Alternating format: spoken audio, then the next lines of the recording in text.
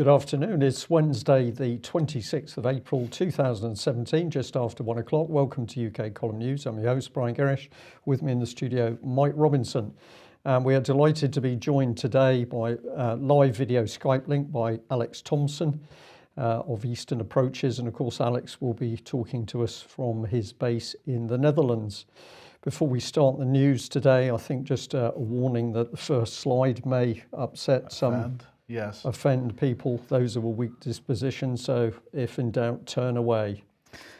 So here we go. Is he or is he not going to be the face of the general election? This is a discussion that the Tories are having, and the mainstream media coverage over the last day or two has been quite amusing. So it began with Theresa May set to make Boris Johnson the main face of the Tory campaign in a bid to woo Labour leavers, and then it became battle over Boris' poll role. PM faces cabinet calls to hide toxic foreign secretary, but vows to send him into the fray. And today it's three cabinet sources have told Sky News that Mr. Johnson was not on the core team of campaign figureheads, suggesting that the gaffe-prone foreign secretary will be used sparingly on the national airwaves as Team May looks to tightly control the message and avoid any slip-ups. Well, I would say if he keeps his seat, that would be a travesty of justice. I am labelling this man a war criminal now based on the fact that he has funded organisations and people that that can be shown to have been involved in murdering children. And I don't think that's too hard a thing to say, Brian. No, and of course the message we are putting out, the message put out very strongly by the British Constitution Group, is we now have a window of opportunity. MPs away from that protective environment of Parliament. They've got to be out campaigning. Now is the time for people to really challenge them with the reality of what they've been up to. So whether it's to do with war, children, or the banks, it's time for people to really get in the faces of these MPs in, of course, a polite, well-measured way, because that wins wider support, but to put in front of them the questions they don't want to be asked. Alex, do you think I'm being a bit too harsh in describing Boris Johnson as a war criminal? Well, ultimately, Mike, it's of course up to international law to make that decision, but I don't think it's harsh of you to draw preliminary conclusions. We could be very technical and say prima facie he looks like a war criminal because he's headed the Foreign Office, which has funded some of the worst people on the ground in Iraq and Syria, and in fact throughout a number of African countries. International law, of course, is a slow grinding wheel. And much of the law is customary rather than based explicitly on paper. So we'll have to see what is made of that in the future. But ultimately, it's up to an international or indeed a British court to try him for his apparent war crimes. OK, well, let's stick with the election. And Spiked here suggesting now give us a referendum on the House of Lords. Now, of course, this has been a long-standing sort of theme throughout the constitutional reformists. Over the last number of years. In fact, we're told that the House of Lords, an unelected body, these people have no right to have a say on anything that goes on in Parliament. And the article here saying, as Theresa May called out for those who seem intent on impeding Brexit during her snap general election announcement, there was a striking inclusion alongside the pro-EU predictables of the SNP and the Lib Dems, namely the unelected members of the House of Lords who have vowed to fight Brexit every step of the way. I'm not certain that's true, Alex, but at the end of the day here, what we've got is a misunderstanding amongst the general public about the role of the House of Lords, about our constitutional settlement, and what their job actually is. Absolutely, Mike. It's clearer where countries have an upper house of parliament, which is called the Senate. We're going to get onto the Russian Senate later, and it's called the Federation Council, which makes it even clearer.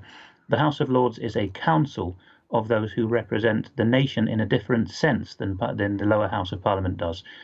In the US, of course, you've got the House of Representatives appointed by geographical constituencies, and the senators in the model which was followed till the 1930s, drawn from the states by indirect election, by appointment. That's still the model that the Dutch upper house uses, and in fact the Russian Senate, the French Senate.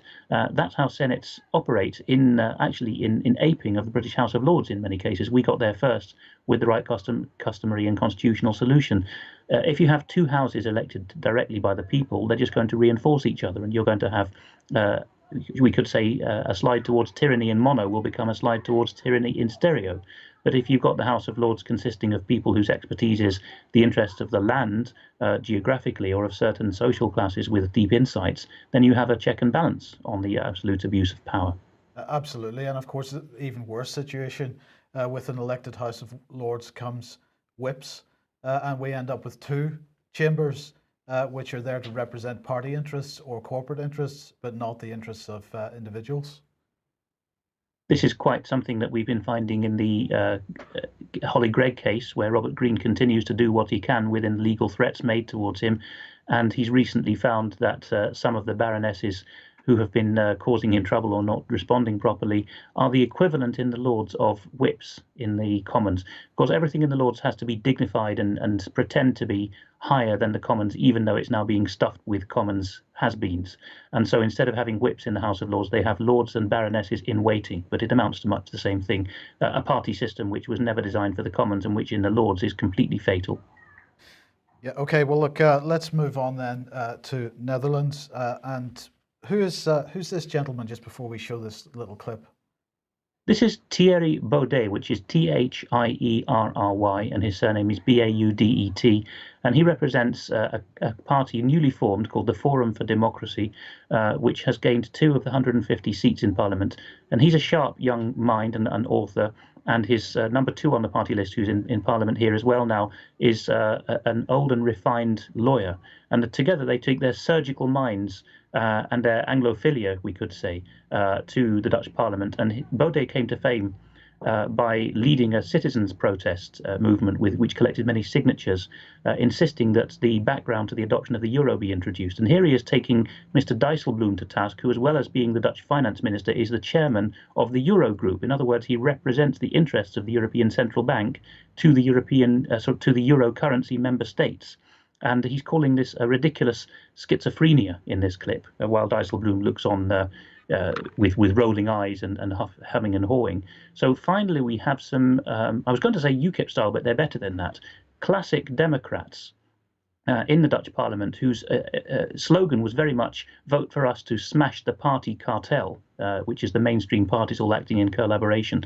And by standing erect and having a proper posture and declamatory voice and saying, "You, sir, are the problem," and referring to political principles rather than party principles, Baudet is showing up that most of the other 150 MPs in the chamber are just stuffed shirts. It's a very effective maneuver, and it shows that serious opposition to the euro and the EU is beginning to be seen in Parliament across the European continent. Okay, well, let's move on to Yemen now. And I mentioned this from Save the Children. This was a tweet they sent out yesterday. The world is abandoning Yemen's children. And they were complaining that it was only 14% of the $2.1 billion needed to save lives has been pledged. And I was pointing out that Save the Children Fund were saying nothing whatever about Saudi Arabia. Now that tweet went out because yesterday the United Nations were holding a high-level, what they described as a high-level pledging event for the humanitarian crisis in Yemen. And they are aiming to raise this $2.1 billion. They're calling it the Humanitarian Response Plan. They're looking for 106 humanitarian partners and so on. And the Secretary General of the United Nations was there, Mr. Guterres, and he was saying, you know, Yemen is facing a tragedy of immense proportions. He said, on average, a child under the age of 5 dies of preventable causes in Yemen every 10 minutes. This means 50 children in Yemen will die during today's conference, and all of those deaths could have been prevented. But he said nothing about Saudi Arabia. Nobody really said anything about Saudi Arabia in any of the reports that I saw. This is what I speculate. He said, shh, don't mention Saudi Arabia. They pledged $150 million after all. So it turns out that Saudi Arabia pledged $150 million. So they're bombing the hell out of the country. But that's all right because they pledged $150 million towards humanitarian support. This is humanitarian support which the people, the campaigners who are on the ground in Yemen that were at this United Nations conference said could not get through. Of the others who pledged, 100 million came from Kuwait, 55 from Germany, 94 from the United States, 139 from the UK. So all this money has been pledged. Where's it going? What's it going to be used for? that is impossible to know. Alex, this situation continues to go on, but until we deal with the fact that Saudi Arabia is bombing the country, and we deal with the fact that Saudi Arabia is blockading the ports and airports, no humanitarian aid is going to get in. And even if it does, what's going to happen to it? It's going to be just like in Syria, when it's going to fall into the hands of the wrong types of people, and it's going to end up on the black market at highly inflated prices.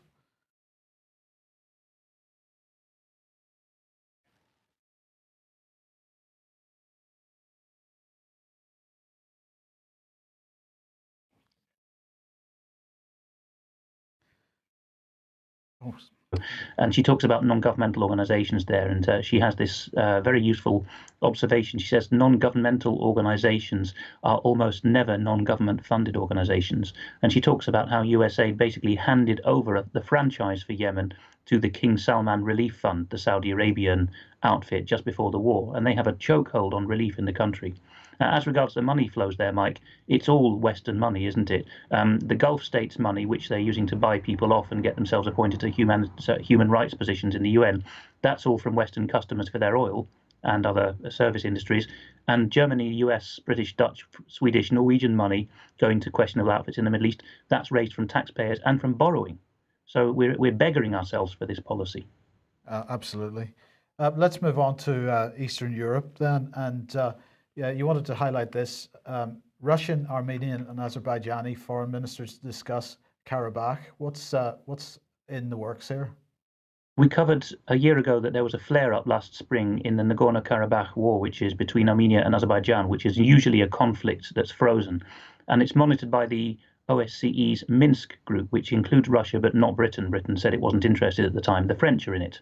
And then the Russian foreign minister, Lavrov, has suddenly called back for the first time in some while both of the foreign ministers of the combatant countries to sit around the table. This is not by chance. Just before the news, actually, I was having an exchange with David Ellis, and he said he predicted that Nagorno-Karabakh, the area between Armenia and Azerbaijan, was very likely to be where some hotheads in NATO would want to cause spillover from the Middle East and Turkey issues at the moment and move them towards Russia.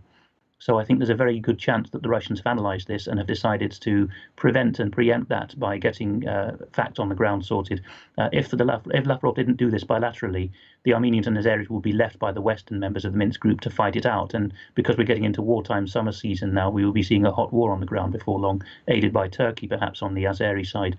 So I think Lavrov is again checkmating that. And in the meantime, Poland and the United States ratcheting up tension, as you've described it. So they're going to host a NATO command center on the eastern flank.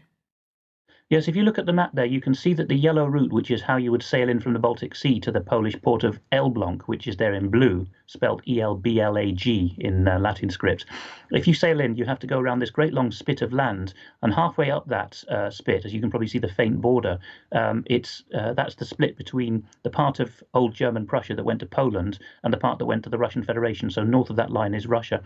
In other words, if Poles or craft from any nation want to sail into Elbląg, they currently have to do a dogleg into Russian waters up to Baltisk and back down again.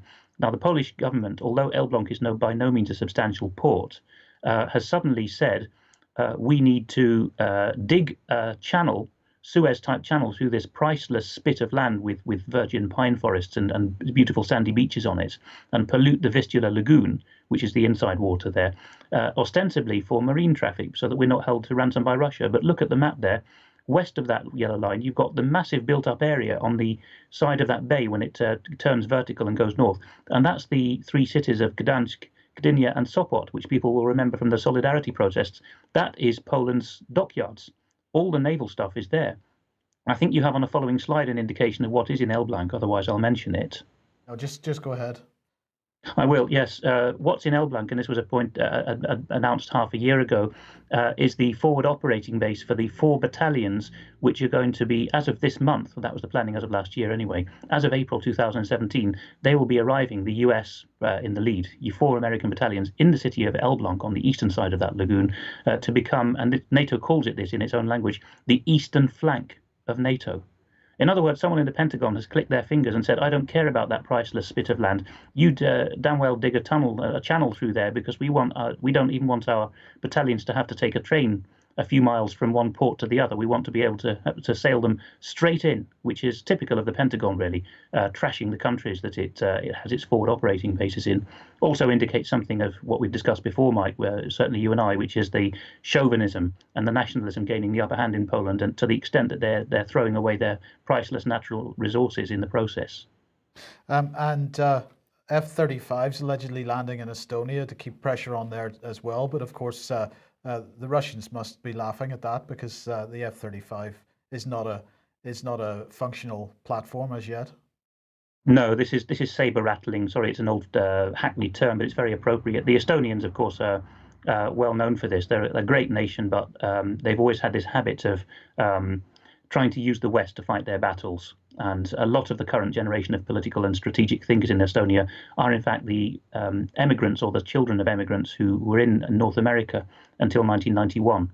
And so they've come back with neocon thinking, and part and parcel of that is using supposedly great American weaponry to frighten the Russians. The great discovery, which they still haven't made there in Estonia, in the ruling circles, is that Russia is no longer communist. However much they might have suffered under communism, and that is unspeakably much, Russia is the most anti-communist country I can think of in Russia at the moment, in Europe at the moment. And just to keep the pressure on, of course, in Ukraine, we've got the Ukrainian Catholic Church producing this. Yes, for those listening in audio only, this is a fresco on the wall of a Uniate, which is an Eastern Rite Roman Catholic church in Ukraine. Most of the population in Western Ukraine belongs to it, and they're in communion with the Vatican. And they've got a fresco here on the wall, which Ruptly, which is RT's soundbite or video bite sequence, has shown. And this is none other than Vladimir Vladimirovich Putin being licked by the flames of hell with a demon pointing at his side. Subtle message.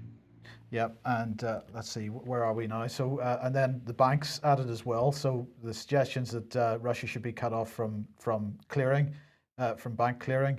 This has been rumbling in the background for quite a long time. Do you think this is starting to gain traction again? It is. I mean, some quite important people there are tweeting it. John Schindler is warning about it here. But cutting Russia off from the banking industry is the equivalent of what Iran had done to it in the 90s. But people are very dependent on SWIFT now. Here on the continent, even if you buy something in a shop, or certainly if you make a cross-border postal order, you need SWIFT to make a bank transfer because they don't use credit cards nearly as much as Britain and America do. And so if you cut people off from SWIFT, you're preventing them from buying medicines and whatever else they need to order from abroad, and in some cases preventing them from drawing their salaries or sending support money to relatives.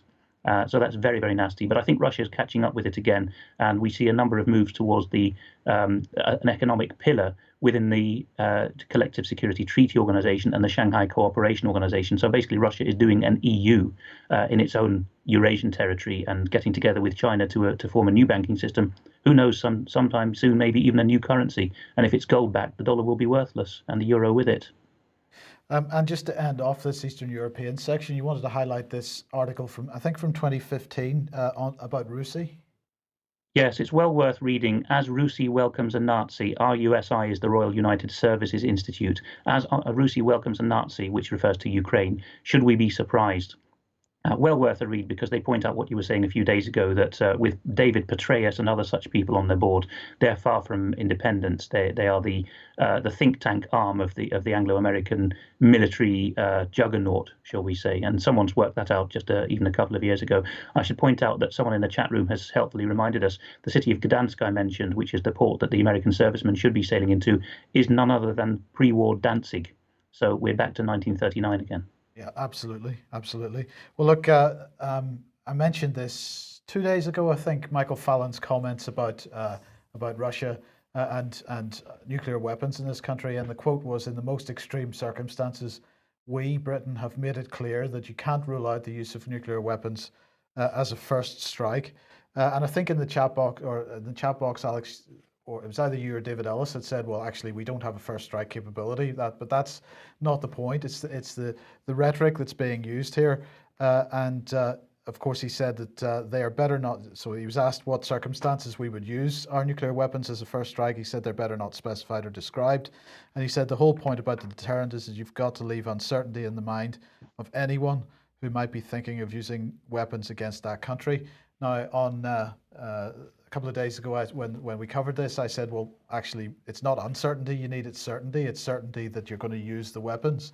The Russians are, in fact, have responded to this, and they're not leaving anything in doubt whatsoever. So here is Franz Klintsjev. Is that how you pronounce his name? Klintsevich. Yeah, Senator okay. Klintsevich. And he has said the statement made by the UK's Defence Minister Michael Fallon calls for a harsh response, and we're not afraid of going too far. At best, this statement may be seen as an element of psychological war, which looks especially revolting in this context. There's quite a natural question then: what country could be primitively targeted by the UK? And of course, Russia is the answer to that. And he went on to say, the UK, which doesn't have a vast territory, will literally be wiped off from the face of the earth with a counterstrike. Not leaving anybody in any doubt, Alex. No, exactly. In that translation, The Independent quoted both translations. They're both fairly good. In one translation, he's saying that Fallon is disgusting and the UK will be razed to the ground. And in the other one, which you quoted there, he's saying that Fallon's words are revolting and the UK will cease to exist, basically, whatever it was you just read out. Senator Klintsevich is an independent man. He's from a small local party. He's a perfect example of what Senates, in the Russian case, they call them the Federation Council, precisely what they're supposed to do. He's a former paratrooper and linguist from the Afghan War period. And effectively, he started off life as a primary school teacher out in the sticks in Belarus, precisely the kind of person who in the past would have been made a life peer for services to the nation in Britain, but is now being choked out by party appointees and public service hacks, third sector types. And Klintsevich has come in there. So he's the equivalent of, could we say, the opposition number two, on the Defence Committee in the House of Lords, because by convention you have one party chairing and the other party vice chairing. He's the vice chair from the non-governing party of the Senate Defence Committee, and he's in a perfect position as an old serviceman to say this is ridiculous language. The British are just using psychological warfare against us. We have a diminishing number of people, ex-servicemen in the Lords, who have got that kind of calibre and gumption.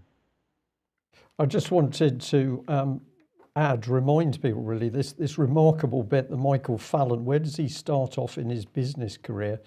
Building a mini empire out of children's nurseries, and I find this fascinating that we have a grown man who's interested in small children, not the career of a lot of men, but he's interested in that, and of course it's making profit out of those children's nurseries.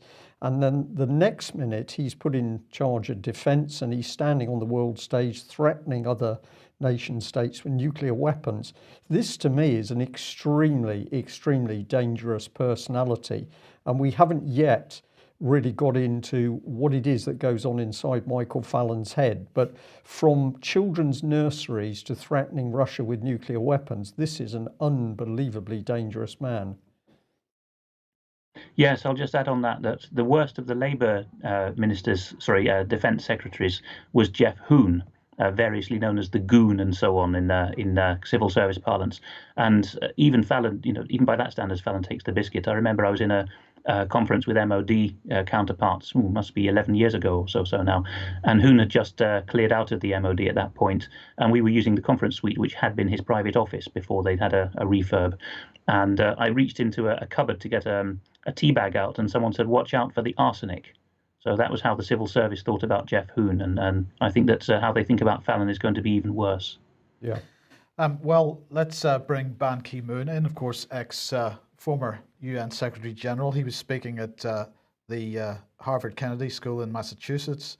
He said that the world is moving closer to nuclear annihilation. He said it's truly frightening. He said the situation on the Korean Peninsula is alarming. Never in the past have we seen such a heightened tension on the Korean Peninsula, not since the Korean War. Well, here we go. The US has now begun installing missile defense equipment, and the protests. I'm not seeing too much being reported in the Western media about the protests going on in Korea over this. Koreans do not want this in their country, and China doesn't want this in Korea either because they believe it destabilizes the entire situation. Alex, what are your thoughts on this situation? Korea, China, US is a very complicated triangle. I'd recommend people watch the new video which Stefan Molyneux just put up with a Korea expert, which is called The Horrible Truth About North Korea, just a few days ago. Molyneux is very well known on YouTube, so you'll find him without difficulty. That's just one of many accessible but scholarly presentations in which you'll hear that we created the North Korea situation in the 1950s by deliberately letting the communist regime stay in the northern half of the country. And since then, it's basically been the geopolitical sink. If there's been insufficient tension in the Middle East or Eastern Europe to maintain the aggravating posture which the Western military, financial, industrial complex needs in order to prop up the currencies, then North Korea, South Korea is the potential war zone which has been ramped up to meet demand, much like Qatar and Iran act as a gas sink by stepping up demand when Russia is slack and vice versa. So it's a question of keeping up the threat to within certain parameters, upper and lower thresholds, in order to keep the system stable. Because too little tension and the system will fall over, and a lot of people will be severely out of pocket. Okay, well, let's move back to Russia then. And you wanted to, we're describing this as Gladio B, I suppose, but this first video from RT on this tweet here, Central Asian Turks being unleashed in Moscow.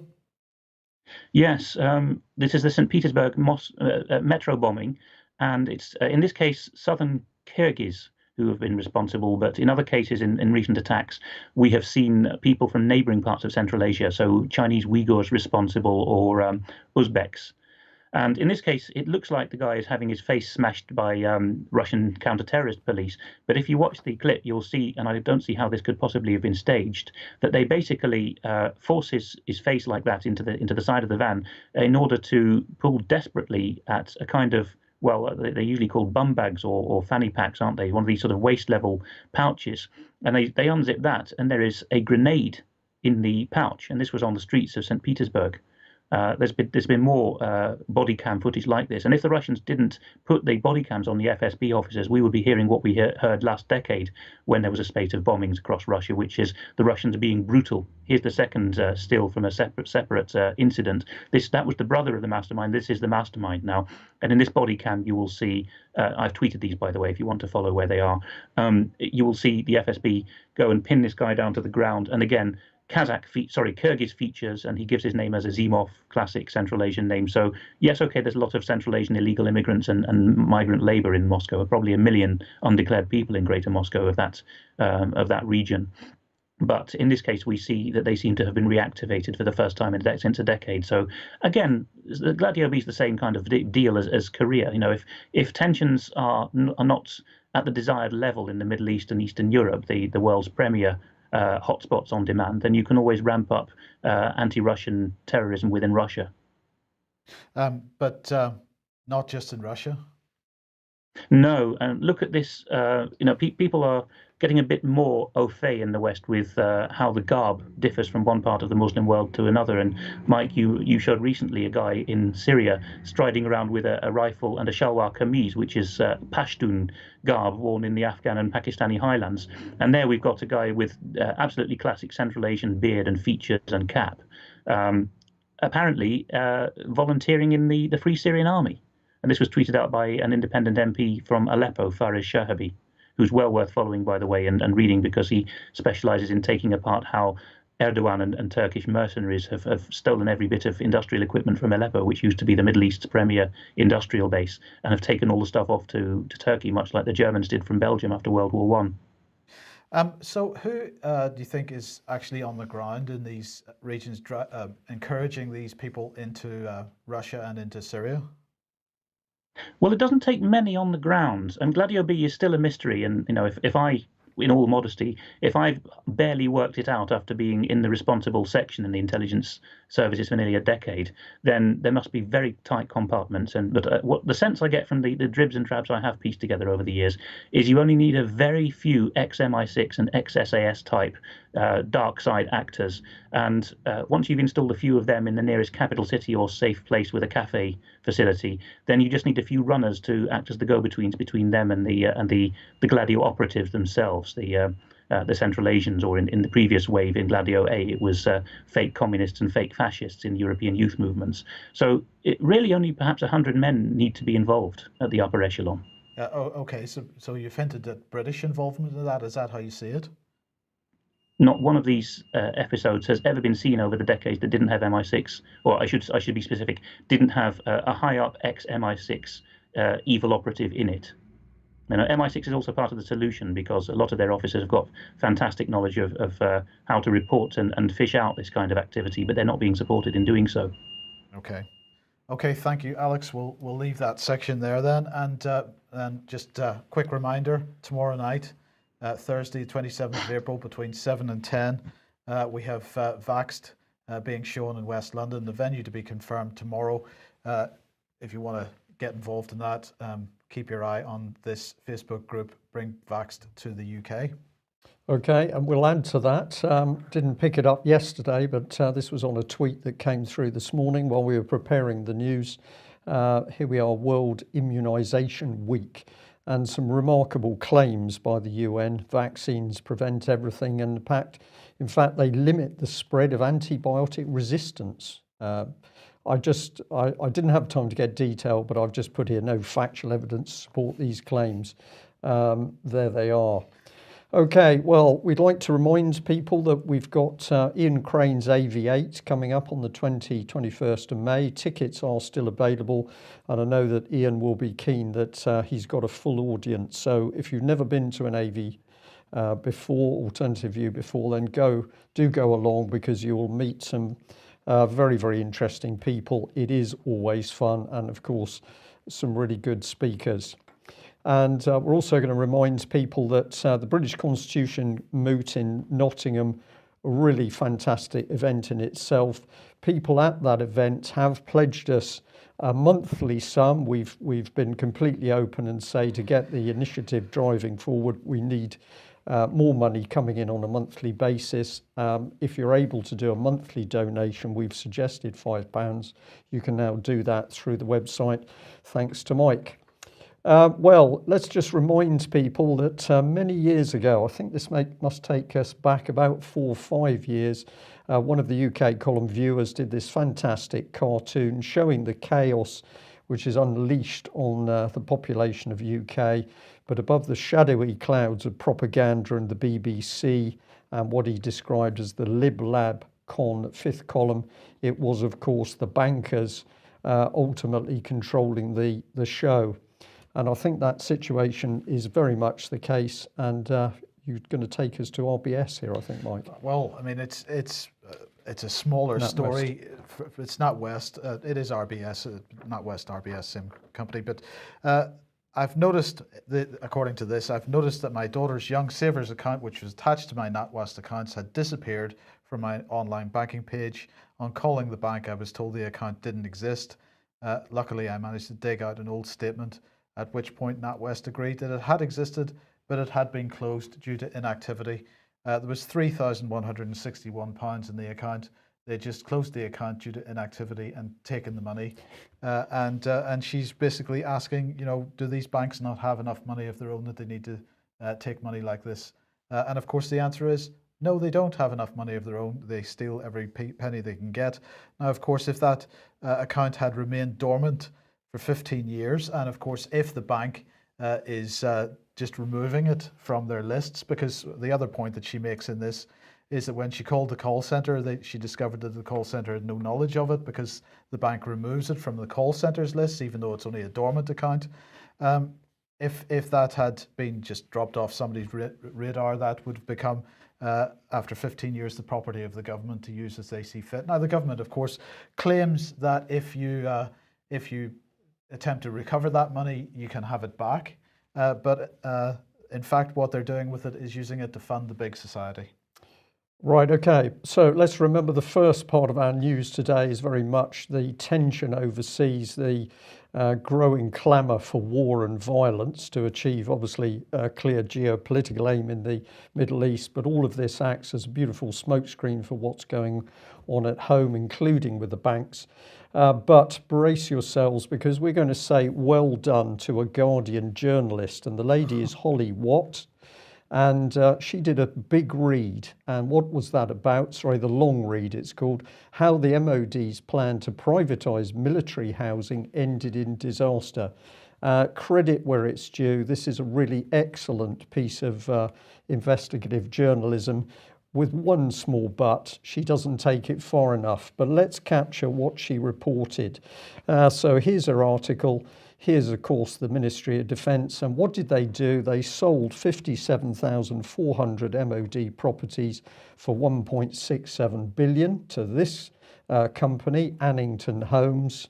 And within no time at all, those properties became worth 6.7 billion, and MOD rented the properties back, a mere 39,000 houses rented back, for a mere 167 million per annum.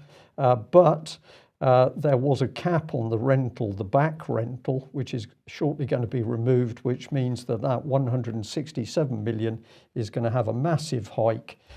Who benefits? Well, it's individuals like this man, former US Goldman Sachs bond trader Guy Hands, who's one of the key elements of this company. So public infrastructure, Mike, belongs to the public. The public ultimately have paid for, is given away to bankers. They then make a huge profit, and then they rape the public purse again by charging the public money to use what is theirs in the first place. So well done to that lady. Do go and read the article, but perhaps you'd also be kind enough to maybe email or give us some tweets to say what you need to realise is this is happening right the way across the public property portfolio. And as Mike Robinson has discovered, when you ask the Treasury how many properties, how much, what the value is across the whole giveaway of public property, the Treasury says, well, we don't really keep accounts. Well, the other thing we've got happening is a drought, and I have to smile here because Mrs. Gerrish was getting very concerned at the state of our lawn, of course, here in Devon at least, we've had quite a few weeks now with no real rain at all. So express hosepipe ban coming. Britain braced for shock new rules. So there's more pressure.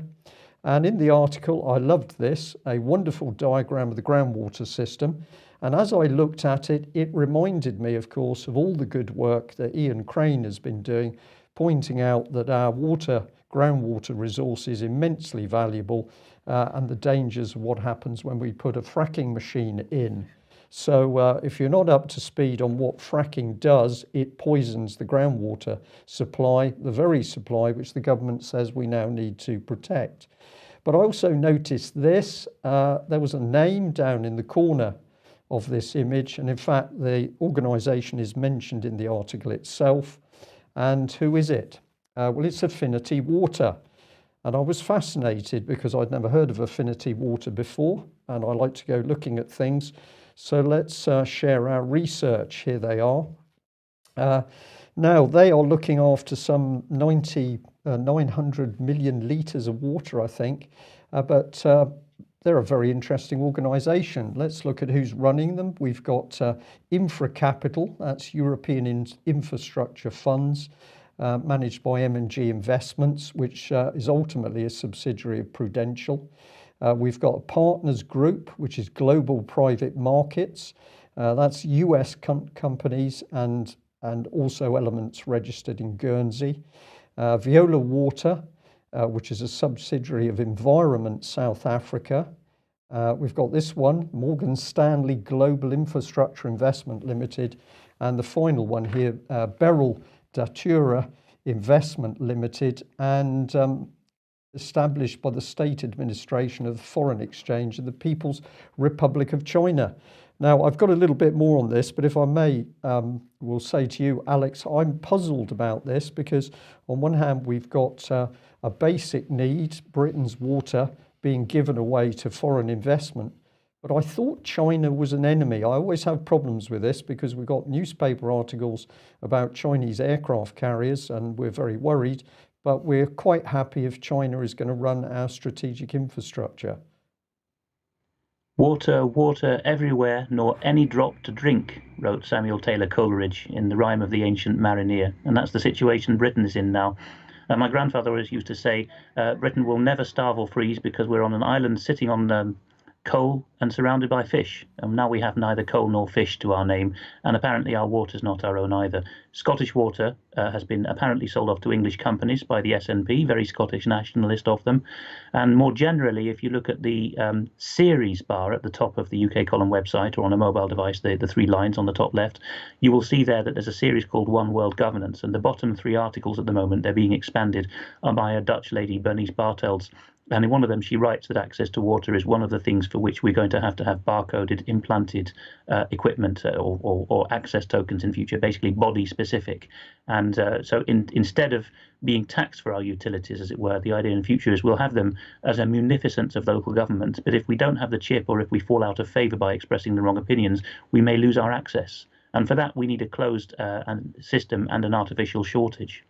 As regards military housing, I'll just mention that a decade ago, I noticed that a lot of the servicemen drafted to GCHQ and posted there were living at the former RAF base at Innsworth down the road near Gloucester, and those houses were deliberately being run down, I think, prior to this policy, to the extent that servicemen were complaining that it wasn't safe to leave their wives and children in those houses because the local tykes had got wind of the fact that every third house was boarded up, and so they were just going and playing merry hell even in the daytime in those RAF bases that were being run down. So I think the idea was to hit bottom dollar before sale. Absolutely. But we're getting the lid off this, and of course when we get back to the sell-off of everything, it's the bankers, the banksters at the back of it. But we've also got an ideology which is eating into society, the civil service and our politicians. What better place to go is common purpose. And I'm going to smile because I'm going to say thank you to one of our viewers who just said, have you seen this? Now, I'll come into what triggered them originally, but I went to look at common purpose students. Here's the glossy image. We're uniting students across the world. Doesn't matter what your nationality is, we are helping you. And I found this amazing little clip in there where this young girl is holding up this sign. And what does it say? I need cultural intelligence to understand my true identity. This will help myself understand about my background and the true self of me. This is just massive, massive reframing and dangerous reframing of young minds. And the girl is spelling it out. It couldn't be clearer, Mike, that this pernicious charity, which of course is totally supported by the Labour Party, Lib Dems and the Conservatives, driving for this globalisation by directly attacking people's minds. What triggered the person on this? Well, they had a little look at accounts, and apparently here on the official government website, this organisation is well overdue for accounts. So another indication of how trustworthy common purpose is. But we'd like to remind people, of course, that very vicious abusers of women and paedophiles embedded in the common purpose structure. And we've never forgotten this man, Matthew Byrne, pictured here alongside David Cameron with Michael Heseltine. They were giving him an award, never any full investigation into who he recruited or what networks he set up inside common purpose. Yes, because he was on the advisory group which was selecting future common purpose members. Future common purpose leaders, Mike. These are the types of leaders that common purpose was happy to have in their ranks. And when, of course, we pointed out this, they got extremely aggressive with us. Alex, I'm just going to say this business of the control of language and the use of the British government of applied behavioural psychology to drive its political agenda, in my opinion, is the most dangerous threat we face, because you cannot reason with people who've been heavily reframed in this way. Well, Brian, we've seen a history of mumbo jumbo through the 20th century in the West, particularly the English-speaking countries, and we are perhaps a bit more inured to it, but it hits like a bomb in these Asian societies where common purpose is now going in, because they have deep philosophical and language-based ideas of the self. I mean, we're used now to the idea of, gurus saying every day in every way it's getting better and better. Or I think it was Barbara Streisand, the pop stroll 50 years ago. She shocked people by standing on a beach in California and saying, I am God. But we're used to that. It seeps into our culture now. But when it hits India, China, Africa, where they're very concerned with the use of language to understand who you are in society, it's going to wreak a lot more havoc a lot more quickly. Okay, and just to add to this culture of the behavioural reframing, this was sent to me. If you just pop this one up on screen, thank you, Mike. We've got Deputy Chief Constable Andy Rhodes. He's on, I'm sorry, I can't think what the organisation, it's a podcast. He's talking about well-being, and apparently he is the well-being guru for the police. He's had his own problems, I believe some mild mental breakdown of some sort. He's then become a leader. He's into wellness, and you can listen to him talking about how the police are going to help its own police members who've had problems with trauma. But his language I find deeply concerning, because he's using all of the catchphrases. Will he be helping John Wedger, the policeman who spoke out about the cover-up of child abuse in London, and that police force, far from nurturing John and looking after him, brutally attacking him, and then also attacking him whilst his son has been in intensive care? So we wonder whether people might challenge that police officer. If I just bring him back on screen, here he is, Lancashire Police, I think, but it's okay. Maybe you can get in contact with this man and ask whether he's going to help John Wedger. And of course, John Wedger trying to protect children. This leads us on to this remarkable interview, which I have seen, but you're going to just take us through with a Dutch banker here talking about what he was essentially asked to do. Yes, if you look up this video, there's many copies of it, but the original, which has got comments disabled, is called Pizzagate, Pedogate, Dutch Whistleblower, Real Big Money Revelations by an Insider. Or if you just type into YouTube Dutch Whistleblower, you'll probably get it at the moment because it's so viral. And this is a guy called Ronald Bernard. People are wrong to point out underneath that he was an ex-Merrill Lynch man. That's a separate American. This chap is Dutch, and he's been in some kind of cooperative to build a new economy for years since he had this crisis moment. But what he's telling the Dutch interviewer is very, very well subtitled. Some people have said, can we trust the subtitles? Absolutely, you can. He's talking about how he was a banker for the elite and proud of his position, and his body language completely changes, and he's got tears welling up. He's trying to swallow them at this point, and he's saying, I was invited when I got successful to go and start regularly. The Dutch is more explicit than English. He says, I was invited to become one of those who regularly sacrifice children on behalf of the Luciferians who run the banks. And he said, I couldn't manage that. My conscience couldn't allow it. So he said, they tried to get me to be the phrase he uses is put my conscience in the freezer to do my work. And when it came to sacrificing children, I couldn't do it. His body language is utterly sincere. And I think there's very little doubt that he's telling us the truth about what happened to him. To my knowledge, it's the first time that a banker has said actually explicitly, A, high bankers enjoy sacrificing children, and B, high bankers are mostly Luciferian in religion. Okay, thank you very much for taking us through the analysis of Russia, but also that last one. We're really getting into the meat of things when we know that the people who control the international money system are capable of this sort of thing. And of course, these are the very banksters who are capable of controlling international politicians to push whatever agenda they want through the system. I think we're going to see a lot more information and evidence about this level of operation coming to the surface, and clearly we're getting more whistleblowers prepared to talk.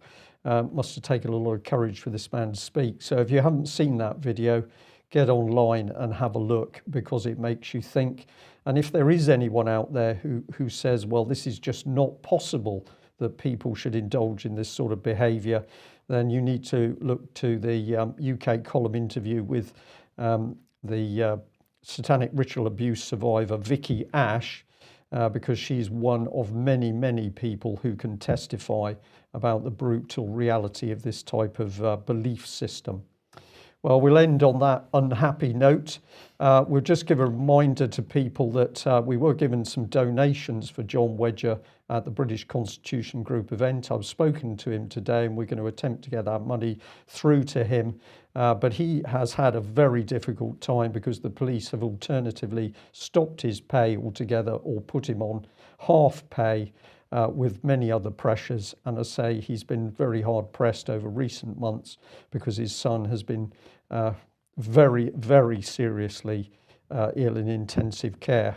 I'm pleased to say today there's signs of a recovery, but what a brutal system of Cressida Dick's Met Police, that she uses her own police officers to harass a police officer prepared to whistleblow on those covering up the abuse of children.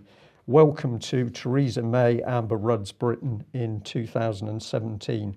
Thanks for joining us. We'll be back same time tomorrow. Bye-bye. Bye.